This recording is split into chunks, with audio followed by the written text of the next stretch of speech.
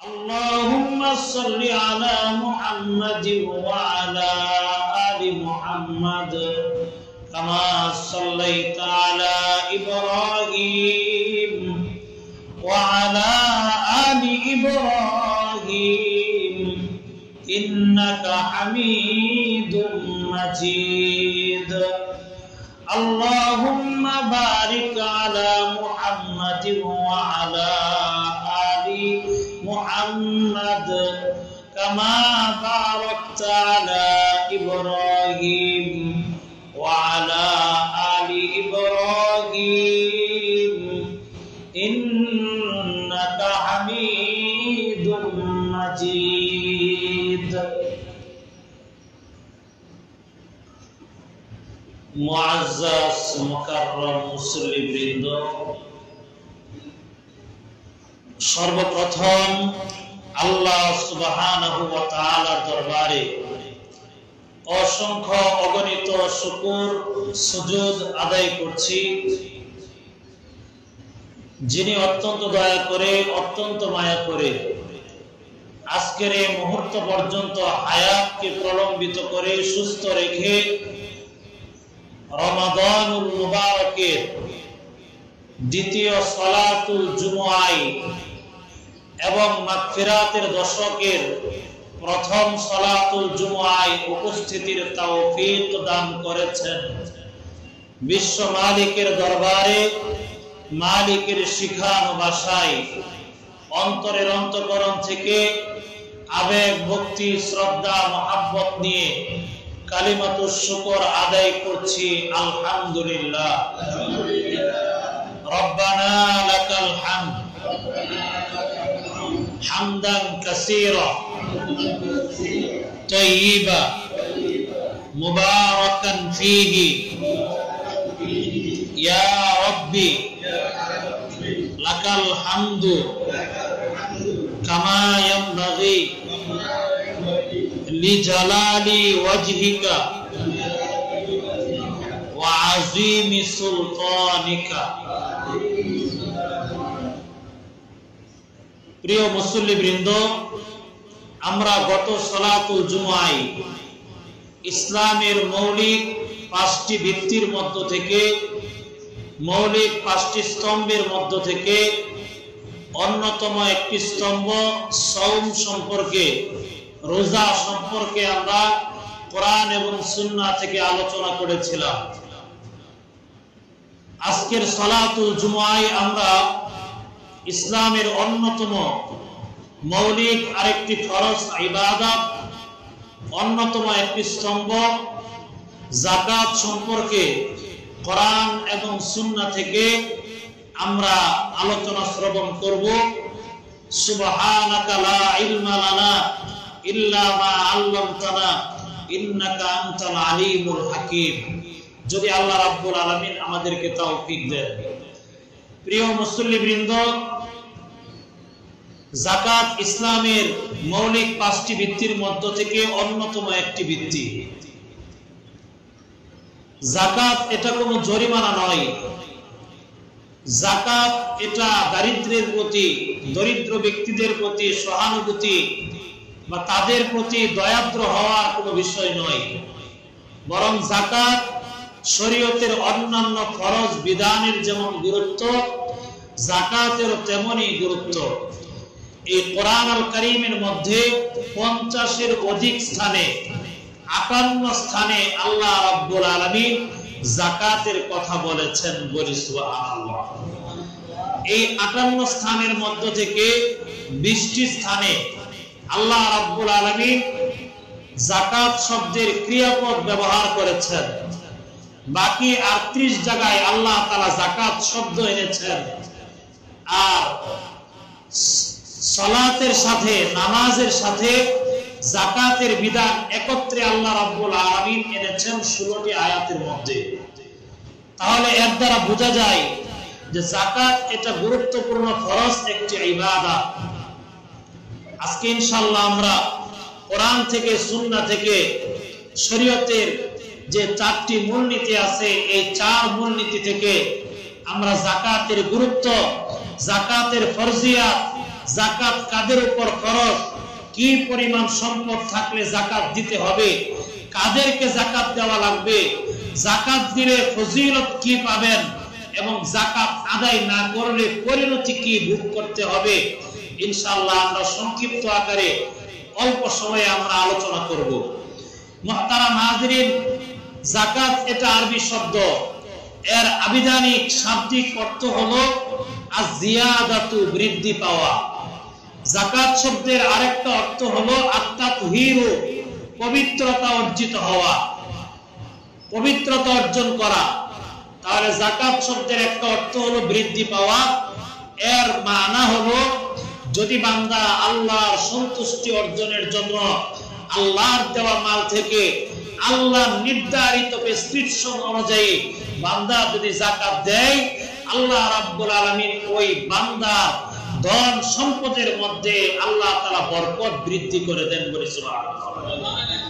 আর পবিত্রতার অর্থ হলো আল্লাহ তাআলা বান্দার ধন সম্পদকে পবিত্র করে দেন।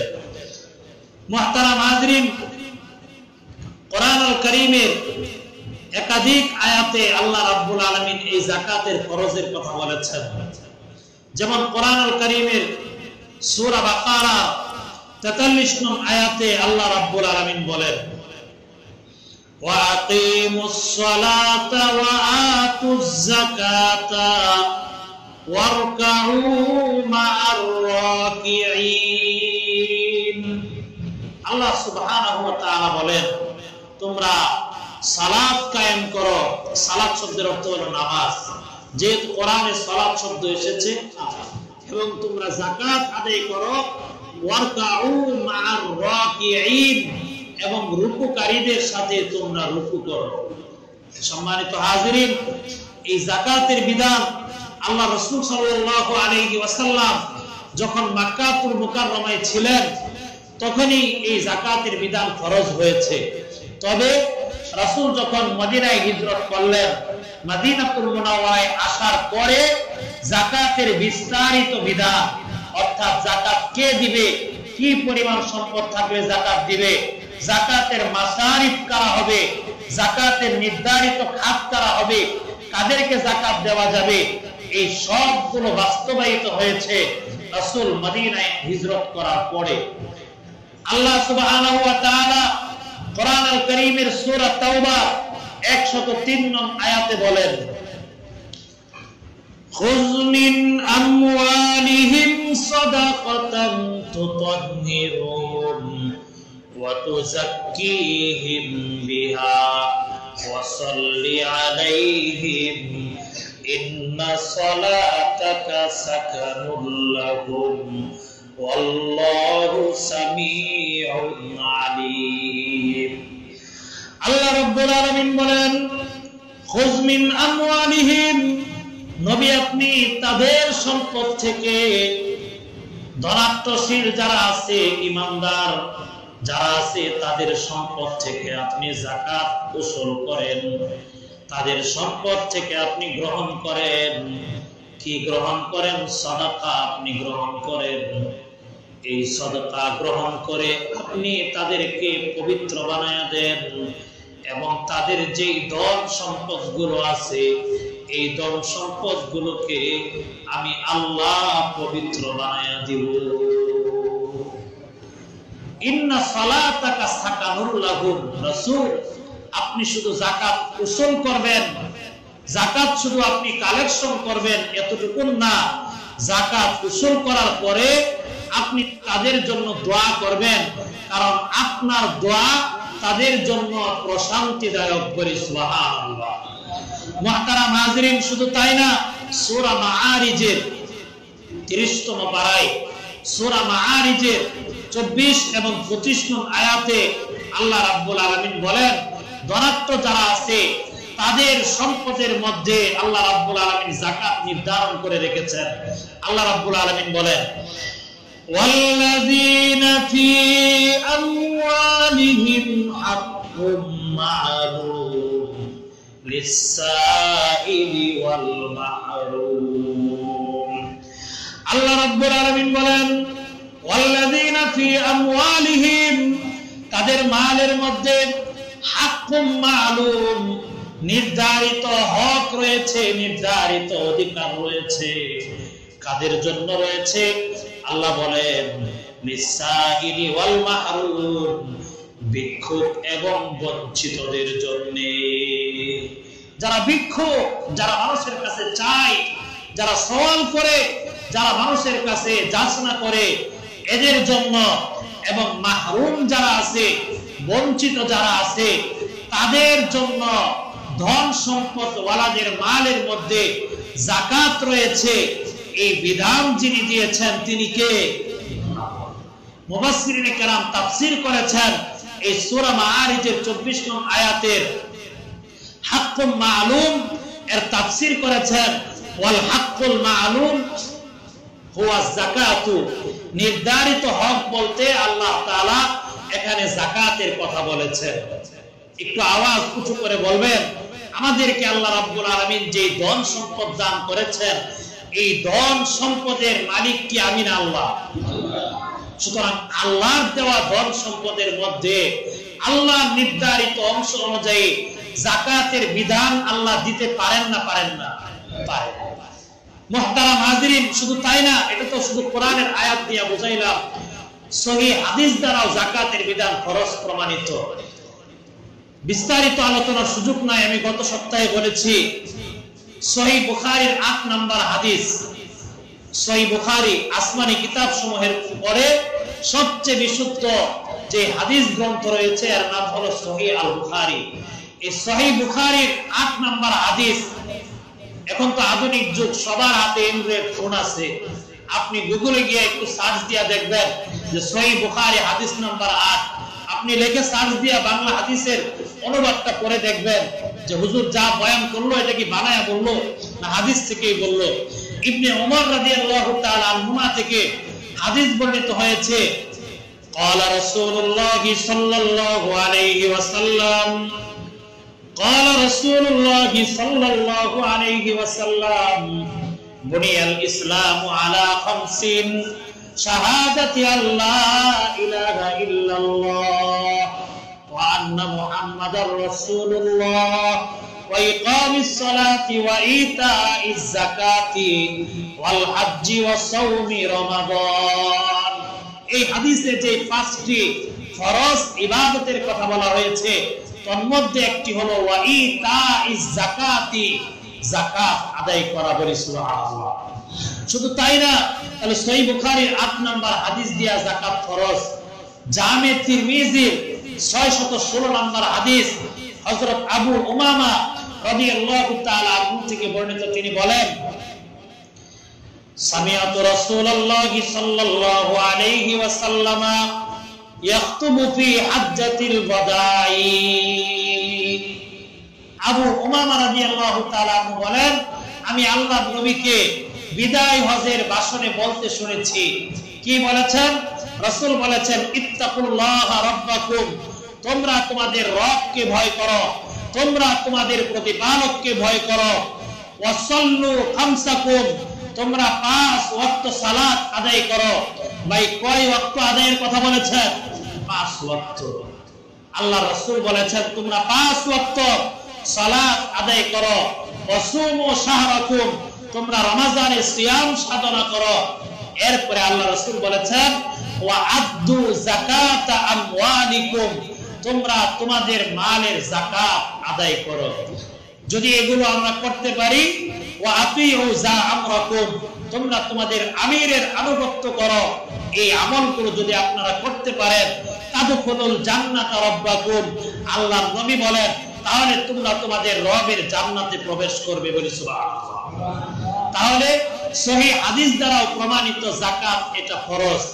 এরপর ইজমায়ে উম্মত, সমস্ত উম্মতের ইজমা হলো, ঐক্যমত হলো, ইন্নাল উম্মাতা আজমাআত আলা ফারদিয়াতিজ যাকাতি লা ইয়াজহাবুহা ইল্লা কাফির, একমাত্র কাফের ব্যতীত কোন মুসলমান যাকাতের বিধানকে অস্বীকার করতে পারে না। আর শরীয়তের কোন ফরজ বিধান যদি কোন মুসলমান অস্বীকার করে তাহলে তার ঈমান থাকে না। কথা বলেন ঠিক কিনা? ভাইরা আমার, এরপর শরীয়তের আরেক মূলনীতি কিয়াসে শারঈ। কিয়াসে শারঈ যৌক্তিক শরীয়তের যৌক্তিক বিধানও আপনাকে কামনা করবে যে আল্লাহ তাআলা আপনাকে যে ধন সম্পদ দিয়েছেন এই ধন সম্পদের যাকাত দেন, কারণ এই ধন সম্পদ আল্লাহ সুবহানাহু ওয়া তাআলা আমাদেরকে প্রয়োজনের অতিরিক্ত যাদেরকে আল্লাহ তাআলা দান করেছেন, প্রয়োজন নাই আমার আপনার মতোই তো হাত পা বিশিষ্ট, আমার আপনার চাইতে সুঠাম দেহের অধিকারী, আমার আপনার চাইতে শারীরিক শক্তি বেশি, গঠন প্রণালী আরো সুশৃঙ্খল, দেখতে আরো ভালো দেখা যায়, বুদ্ধি আরো অনেক বেশি, এমন অনেক মানুষ আছে তাদের চাইতে ধন সম্পদ আমার বেশি। ওই লোকটা দেখতে সুন্দর, শরীরে শক্তি আছে, গঠন সুঠাম দেহের অধিকারী, কিন্তু তাকে আল্লাহ তাআলা ধন সম্পদ দেন নাই। আমার শরীর শারীরিক চেহারা সুন্দর না, কিন্তু আমাকে আল্লাহ তাআলা ধন সম্পদ দিয়েছেন। এই জন্য এই নিয়ামতের শুকরিয়া আদায়ার্থেও আমার আপনার জন্য উচিত হলো আল্লাহর দেওয়া ধন সম্পদ থেকে যারা সঠিক প্রাপ্য যারা আছে, প্রাপক যারা আছে, তাদেরকে যাকাত দেওয়ার কথা বলেন ঠিক কিনা ভাইরা আমার? এই জন্য শরীয়তের 4 মূলনীতি, কোরআন আল কারীমের 58 স্থানে আল্লাহ তাআলা যাকাতের কথা বলেছেন। এক জায়গায় বললেই ফরজ হয়ে যেত, আমাকে আপনাকে গুরুত্ব অনুধাবন করানোর জন্য, বোঝানোর জন্য আল্লাহ তাআলা 50-এর অধিক স্থানে যাকাতের বিধানের আলোচনা এনেছেন। আল্লাহ রাসূল সাল্লাল্লাহু আলাইহি ওয়াসাল্লাম হাদিসে যাকাতের কথা বলেছেন। সমস্ত উম্মতের ঐক্যমত যে যাকাত অস্বীকারী কাফের।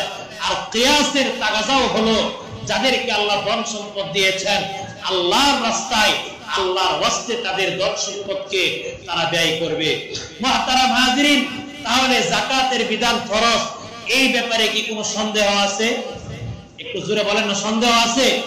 মনে হয় সন্দেহ আছে আপনাদের, এই জন্য বলেন না, কারণ পকেট থেকে টাকা দেওয়া লাগবে। আরে ভাই, আপনার 2টা চোখ আজকে বন্ধ হোক, এরপর আপনি দেখেন না আপনি যাদের জন্য এই ধন সম্পদ কামাই করছেন, যাদের জন্য আপনি সকাল আর সন্ধ্যাকে, রাত আর দিনকে একাকার করছেন, যাদের জন্য আপনার মাথার গামকে পায়ে জড়াচ্ছেন, যাদের জন্য হালাল আর হারামের তোয়াক্কা আপনি করলেন না, আপনার 2টি চোখ আজকে বন্ধ হোক, সারা পৃথিবী তার নিয়ম অনুযায়ী চলবে, আপনার অন্ধকার কবরে তো আপনাকেই যাওয়া লাগবে। কথা বলেন ঠিক কিনা? পৃথিবী থেমে থাকবে না, পৃথিবী কারোর জন্য অপেক্ষা করে না।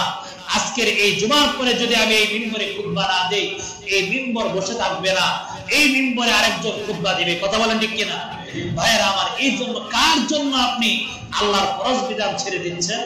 কিসের মায়ায়? শতকরা 2.5% যাকাত দিবে। আরে ভাই, আপনি তো ব্যথা পাইলে হসপিটালে 1 লাখ টাকা থেকে 20,000 টাকা আপনার যাইতে পারে, আর আপনি 2,500 টাকা যাকাত দিবেন, ভাবেন এটা জরিমানা, আমার 1 লাখ টাকার বান্ডিলটা 2,500 টাকা শর্ট হয়ে যাবে। ভাইরা আমার, এই যাকাতের বিধান ফরজ। সারা পৃথিবীর মুসলমান যদি এই ফরজ বিধান সঠিকভাবে, সঠিক খাতে যদি আদায় করত, সারা পৃথিবীর মুসলমান ইহুদি খ্রিস্টানের চাইতে অর্থনৈতিকভাবে স্বাবলম্বী হয়ে যেত। কথা বলেন ঠিক কিনা? আমাদের দেশের মানুষ যাকাত দেয় না, যারাও দেয় 9-6 একটা হিসাব করে কোন রকম বাস দিয়ে দিবে, হবে না। এইভাবে যাকাত দিলে হবে না, হিসাব করে আপনাকে যাকাত দেওয়া লাগবে। মুহতারাম হাজিরিন, এই যাকাতের ফজিলত অত্যন্ত বেশি। আল্লাহ হাবিব সাল্লাল্লাহু আলাইহি ওয়াসাল্লাম যাকাতের ফজিলতের ব্যাপারে হাদিস এনেছেন। আল্লাহ সুবহানাহু ওয়া তাআলা কোরআন আল কারীমে যাকাতের ফজিলতের কথা বলেছেন। আমি আপনাদেরকে 5টি ফজিলতের কথা বলবো, সময় সংক্ষিপ্ত। 5টি আরো ফজিলত আছে। 1 নাম্বার ফজিলত সূরা বাকারার 276 নম্বর আয়াত। সন্দেহ হলে আয়াত বাড়িতে খুঁজে দেখেন। সূরা বাকারার 276 নম্বর আয়াত, যাকাতের 1 নাম্বার ফজিলত। যদি আপনি নিয়ত সহি করে যদি আপনি যাকাত দেন, 1 নাম্বার পুরস্কার হলো আল্লাহ সুবহানাহু ওয়া তাআলা আপনার মালের মধ্যে বরকত বৃদ্ধি করে দিবেন। বলি সুবহানাল্লাহ। আল্লাহ রাব্বুল আলামিন কোরআনে বলেন, ইয়ামহাকুল্লাহুর রিবা ওয়া ইউরবিস সাদাকাত। আল্লাহ রাব্বুল আলামিন বলেন, আল্লাহ রাব্বুল আলামিন সুদকে নিশ্চিহ্ন করে দেন, ওয়া ইউরবিস সাদাকাত এবং সাদাকা যাকাতকে আল্লাহ তাআলা বৃদ্ধি করে দেন। সুদকে আল্লাহ রাব্বুল আলামিন নিশ্চিহ্ন করে দেন। সুদী মহাজনকে আপনি দেখবেন তার অর্থনৈতিক উন্নতি আর উন্নতি, প্রতি মাসে তার অর্থনৈতিক উন্নতি হচ্ছে, কিন্তু তার এই অর্থের উন্নতি এটা উন্নতি নয়। আল্লাহ বলেন যারা সুদ খায়, যারা সুদ দেয়, এদেরকে আল্লাহ তাআলা নিশ্চিহ্ন করে দেন, ওয়া ইউরবিস সাদাকাত, আর যারা সাদাকা আদায় করে যাকাত দেয় তাদের ধন সম্পদে আল্লাহ তাআলা বরকত বাড়ায়া দেন। বলে সুবহানাল্লাহ। শুধু তাই না, সহিহ মুসলিমের 2588 নম্বর হাদিসের মধ্যে এসেছে, عن أبي هريرة عن رسول الله صلى الله عليه وسلم قال ما نقصت صدقة من مال। আল্লাহর নবী বলেছেন যে মা নাকাসাত সাদাকাতুন মিন মালিন, সাদাকা দেওয়ার কারণে, যাকাত দেওয়ার কারণে কোন ব্যক্তির মাল কম হয় না। আল্লাহ রাসূল বলেছেন তোমরা সাদকা দাও, যাকাত দাও, যাকাত দিলে তোমাদের মালের কম হবে না। এই যাকাত যদি আপনি দেন, আল্লাহ সুবহানাহু ওয়া তাআলা আপনার অন্তরকে পবিত্র বানায়া দিবেন। বলে সুবহানাল্লাহ। আমার আপনার অন্তরের মধ্যে কালি আছে, কালিমা আছে, অন্তরের মধ্যে রোগ আছে, ব্যাধি আছে, অন্তরের মধ্যে হিংসা গুনাহ আছে, অন্তরের মধ্যে নেফাকের আলামত আছে, অন্তরের মধ্যে জিনা ব্যভিচারের খায়াসাত আছে, অন্তরের মধ্যে অশ্লীলতা বেহায়াপনার দিকে আকৃষ্টতা আছে। আল্লাহ সুবহানাহু ওয়া তাআলা সূরা তাওবার 103 নং আয়াতে বলেন খুয মিন আমওয়ালিহিম সাদাকা তুতাহহিরুহুম ওয়া তুযাক্কিহিম বিহা। নবী আপনি সাদকা আপনি উসুল করেন, আর আমি আল্লাহ তাদেরকে এই সাদকার বিনিময়ে আমি আল্লাহ তাদের মাল এবং তাদের আত্মাকে পবিত্র বানায়া দেব। বলে সুবহানাল্লাহ। ভাইরা আমার, শুধু তাই না, আল মুআজামুল কাবীর লিত-তাবরানী হাদিস নাম্বার 10116 নম্বর হাদিস, আল্লাহর হাবিব সাল্লাল্লাহু আলাইহি ওয়াসাল্লাম বলেন যে আপনি যদি যাকাত দেন, আল্লাহ সুবহানাহু ওয়া তাআলা আপনার ধন সম্পদকে রক্ষা করবেন। বলি সুবহানাল্লাহ। আল্লাহর নবী বলেছেন হাসিনু আমওয়ালাকুম বিযাকাতি 10116 নম্বর হাদিস, যে বান্দা তোমরা যাকাত দাও, আর যাকাত দেওয়ার মাধ্যমে তোমরা তোমাদের মালকে সংরক্ষণ করো। আপনি যাকাত দিলেন না, আপনার মাল ধ্বংস হয়ে যেতে পারে, এটা আল্লাহর তত্ত্বাবধানে আর থাকে না, আল্লাহর নিরাপত্তার চাদরে আর থাকে না। আর যদি আপনি যাকাত দেন, আপনার ধন সম্পদের জিম্মাদারি যার হাতে তিনি কে? ভাইরা আমার, 3 নম্বর ফজিলত, আপনি যদি যাকাত দেন তাহলে আপনার গুনাহ যিনি মাফ করে দেন তিনি কে? বলবেন দলিল কি? 28 নম্বর পারা কোরআনুল কারীমের সূরা তাগাবুন আয়াত নাম্বার 17 আল্লাহ রাব্বুল আলামিন বলেন ইন তুকরিদুল্লাহা কারদান হাসানান ইউদাইফুহু লাকুম ওয়া ইয়াগফির লাকুম। আল্লাহ রাব্বুল আলামিন বলেন ইন তুকরিদুল্লাহা কারদান হাসানা, যদি তোমরা আল্লাহকে কর্জে হাসানা দাও, উত্তম ঋণ যদি তোমরা দাও। আল্লাহ কি বললেন? যদি তোমরা আল্লাহকে ঋণ দাও। আল্লাহ রাব্বুল আলামিনের ঋণ নেওয়ার কোনো প্রয়োজন নাই। ওয়াল্লাহুল গানিয়্যু ওয়া আনতুমুল ফুকারা। আল্লাহ রাব্বুল আলামিন অভাব মুক্ত, আল্লাহ রাব্বুল আলামিন ধনী, আমরা হলাম ফকির। কথা বলেন ঠিক কিনা? এরপর আল্লাহ বললেন যদি তোমরা আমাকে উত্তম ঋণ দাও, কর্জে হাসানা দাও, এর অর্থ হলো যদি তোমরা যাকাত দাও, যদি তোমরা সাদাকা দাও, ইউদাইফু লাকুম, আল্লাহ রাব্বুল আলামিন তোমাদের এই ধন সম্পদকে বহুগুণ বৃদ্ধি করে দিবেন। বলি সুবহানাল্লাহ। শুধু তাই না, ওয়া ইয়াগফির লাকুম, এবং আল্লাহ তাআলা তোমাদেরকে maaf করে দিবেন। এজন্য ভাইরা আমার, যাকাত দেওয়ার 3 নাম্বার ফজিলত হলো ধন সম্পদ আল্লাহ বাড়ায়া দিবেন। সূরা তাগাবুনের 17 নং আয়াত, এবং আল্লাহ তাআলা আমাদের যাকাত দাতার গুনাহগুলোকে আল্লাহ maaf করে দিবেন। 4 নাম্বার, যাকাত দিলে সমাজ থেকে দারিদ্রতা দূর হয়ে যাবে, সমাজের মধ্যে একটা সাম্যতা ফিরে আসবে, সমাজের মধ্যে একটা ভারসাম্যপূর্ণ অবস্থান ফিরে আসবে যদি আমরা যাকাত দেই।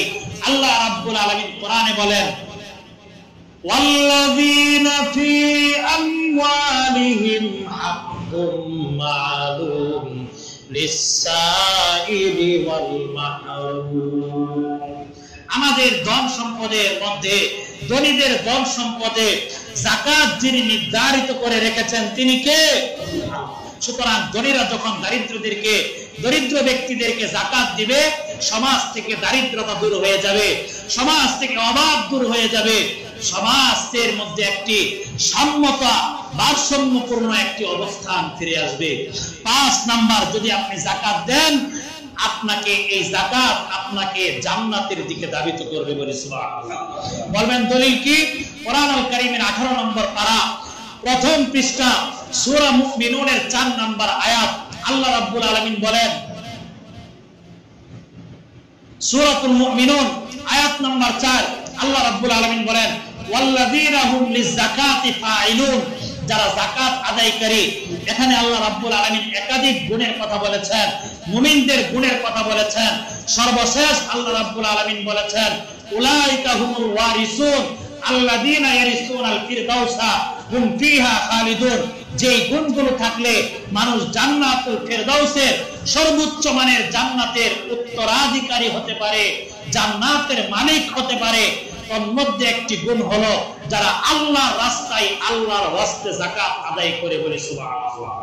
ভাইরা আমার, শুধু তাই না, বুখারীর হাদিসের মধ্যে এসেছে, লম্বা হাদিস, আল্লাহর হাবিব সাল্লাল্লাহু আলাইহি ওয়াসাল্লাম বলেছেন, ওমান কানা মিন আহলি সাদাকা, আর যারা সাদকাওয়ালা হবে, সদকার অধিকারী হবে, দুআইয়া মিন বাবিস সাদাকা, জান্নাতে এক একটা দরজা এক একটা নামে থাকবে।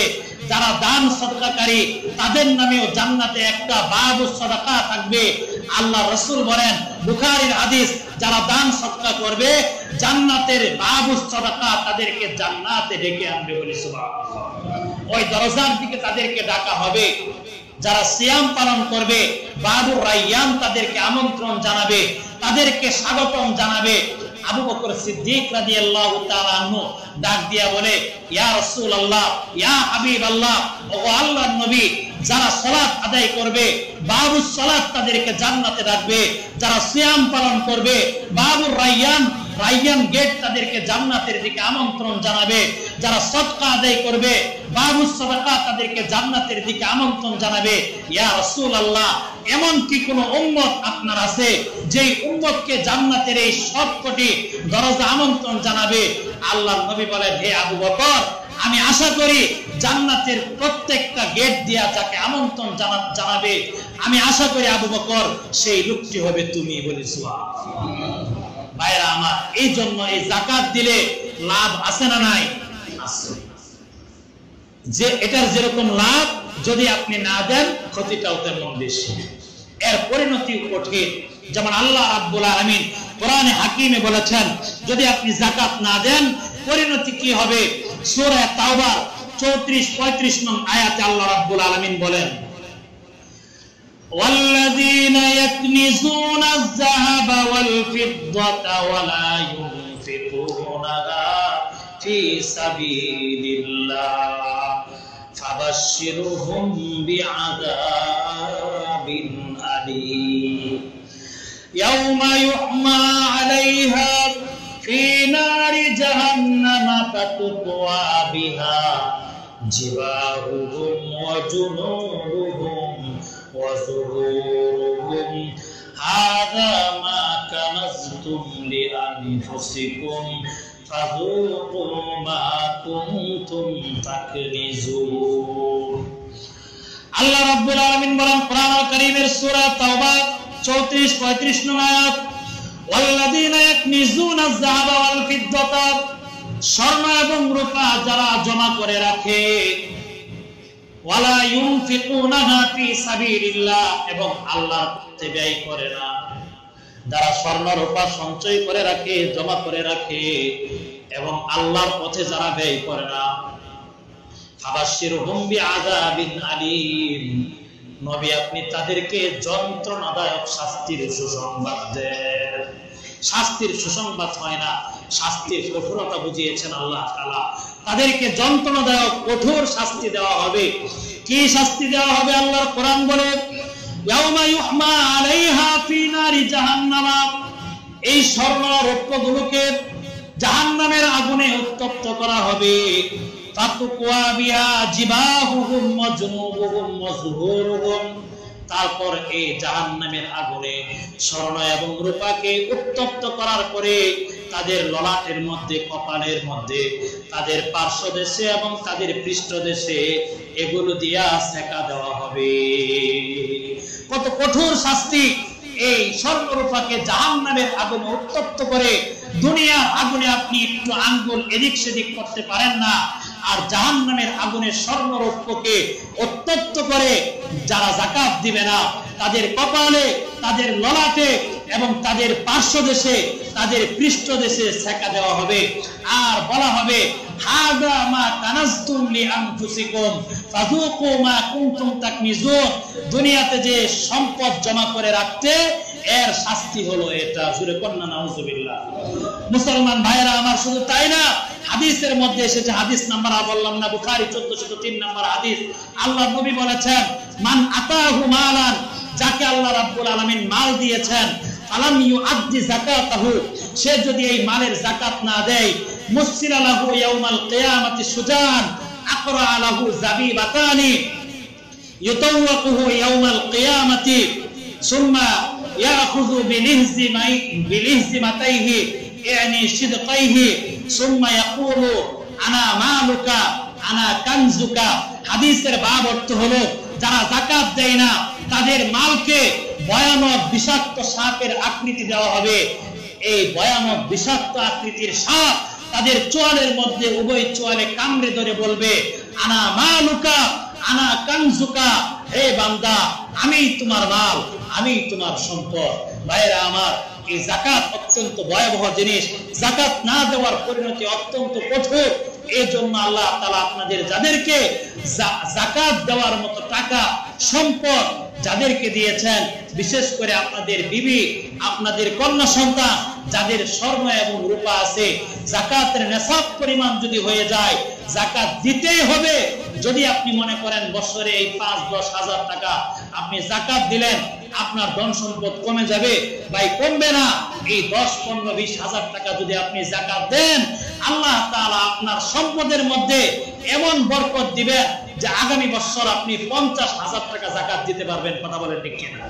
ভাইরা আমার, এখন প্রশ্ন হলো, যাকাত আপনি কাদেরকে দিবেন? যাকাত কি পরিমাণ সম্পদ থাকলে যাকাত আপনাকে দেওয়া লাগবে? বিস্তারিত লম্বা মাসালা আমি সংক্ষেপে বলি, এরপর পার্সোনাল ভাবে যাদের জানা দরকার 24 ঘন্টা আমাকে ফোন দিতে পারবেন, কোনো অসুবিধা নাই। হুজুরের কাছে নাম্বার আছে, 24 ঘন্টা আপনি ফোন দিবেন, যে কোনো সময় যে কোনো মাসআলা আমার কাছ থেকে আপনারা জানতে পারবেন। এবং সানি উলামায়ে কেরামের কাছ থেকে, আপনি হক্কানি উলামায়ে কেরামের কাছ থেকে যাকাতের মাসাইলগুলো আপনি জানবেন। এক নাম্বার কথা হলো, যাকাত আপনার উপর যদি ফরজ হয়, মুসলমান হওয়া লাগবে। কোন কাফের অমুসলিমদের উপর যাকাত কিনা ভাই ফরজ না। এক নাম্বার কি হওয়া লাগবে ভাই? মুসলমান হওয়া লাগবে। আমি শুধু সংক্ষেপে কিছু মাসালা বলে দিচ্ছি। এক নাম্বার হলো মুসলমান হওয়া লাগবে। 2 নাম্বার বোধ সম্পন্ন হওয়া লাগবে। পাগলের উপর যাকাত ফরজ না। যে ব্যক্তি পাগল, মস্তিষ্ক ঠিক নাই, তার উপর যাকাত ফরজ না। 3 নাম্বার প্রাপ্ত বয়স্ক হওয়া লাগবে। নাবালক সন্তানের উপর যাকাত ফরজ না, যদিও নেশাব পরিমাণ মালের মালিক সে হয়। ভাই কথা কি বুঝে আসছে? 4 নাম্বার, আপনি যে যাকাত দিবেন, আপনার এই মালটা নেশাব পরিমাণ হওয়া লাগবে। কি পরিমাণ নেশাব আমি বলছি, নেশাব পরিমাণ হওয়া লাগবে। 5 নাম্বার, এই নেশাব পরিমাণ মালের মালিক পুরো 1 বছর আপনাকে থাকা লাগবে। পুরো 1 বছর। কয় বছর ভাই? হাওলানে হাউল, 1 বছর। তবে কথা আছে যে বছরের শুরুতে আপনি 2 মাস মালিক, এরপরে আবার 4-5 মাস আপনি মালিক না, আবার বছরের শেষে আপনি মালিক হয়ে গেলেন, 1 বছর ধরা হবে। মৌলিক যে প্রয়োজন আছে, মৌলিক প্রয়োজন বলতে আপনার বসবাসের গৃহ, আপনার ব্যবহারের গাড়ি চলাচল করার আপনার গাড়ি আছে, গাড়ির যাকাত দেওয়া লাগবে না। আপনি যে ঘরেতে 5 তলা বিল্ডিং, অট্টালিকা আপনি থাকেন, আপনি বসবাস করার জন্য বানিয়েছেন, আপনার বসবাসের গৃহের যাকাত দেওয়া লাগবে না। চলাচলের গাড়ির যাকাত দেওয়া আপনাকে লাগবে না। আপনার ঘরের যে মৌলিক আসবাবপত্র আছে, এগুলোর যাকাত দেওয়া লাগবে না। এই সবগুলো থেকে আরেকটা শর্ত হলো, আপনার সম্পদটা যদি ঋণ থেকে মুক্ত হয়। কি থেকে মুক্ত হয় ভাই? ঋণ থেকে মুক্ত হয়। তবে এখানে কথা আছে, সব ঋণ না। সব ঋণ কিনা ভাই যাকাত মওকুফের জন্য সব ঋণ দত্তব্য না। এখন মনে করেন এক ব্যক্তি বর্তমান বাজারে 95 থেকে 1